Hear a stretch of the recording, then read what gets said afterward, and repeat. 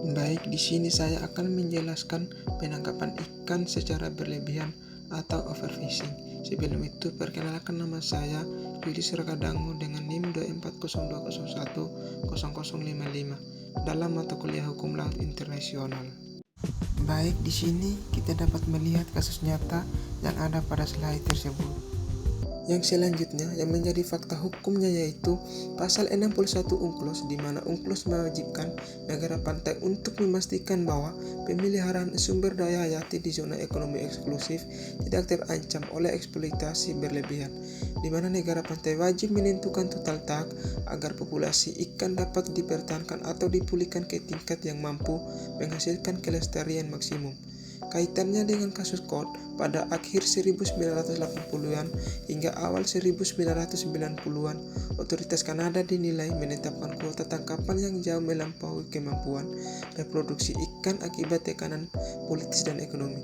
Kegagalan mematuhi kewajiban konservasi dan batas ilmiah ini berujung pada anjloknya populasi KOT hingga terpaksa ditutupnya industri total pada tahun 1992.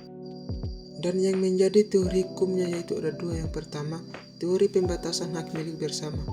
Teori ini menyatakan bahwa jika suatu sumber daya seperti ikan di laut bebas merupakan milik bersama tanpa regulasi yang ketat, di mana setiap individu akan cenderung mengeksploitasi sebanyak-banyaknya untuk keuntungan pribadi. Hal ini memicu penangkapan berlebihan karena sifatnya yang masih kompetitif.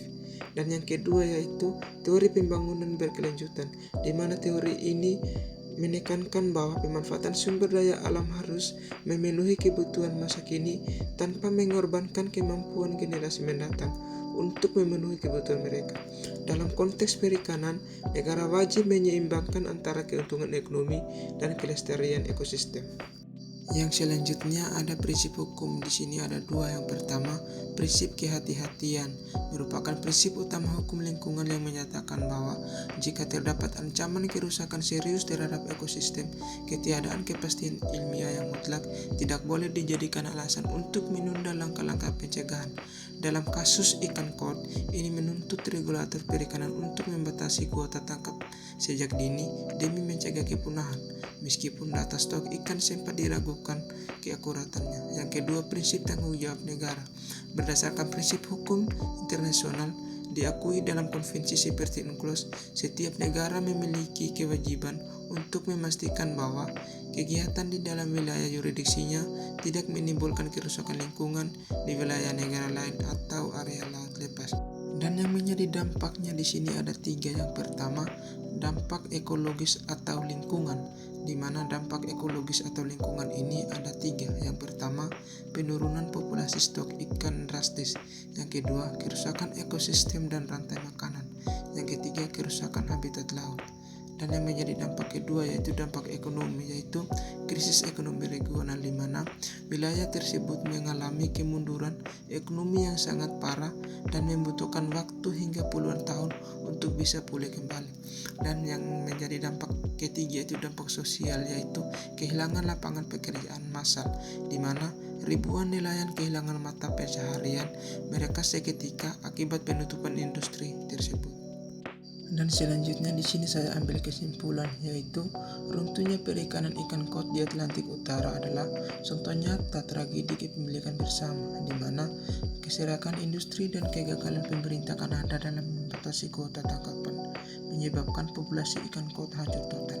Demi mengejar keuntungan ekonomi jangka pendek dan tunduk pada tekanan politik, batasan ilmiah serta kewajiban konservasi internasional seperti pasal 61 UNCLOS diabaikan. Akibatnya, ekosistem laut rusak parah, industri terpaksa ditutup total, dan ribuan nelayan kehilangan pekerjaan yang memicu krisis ekonomi regional selama puluhan tahun.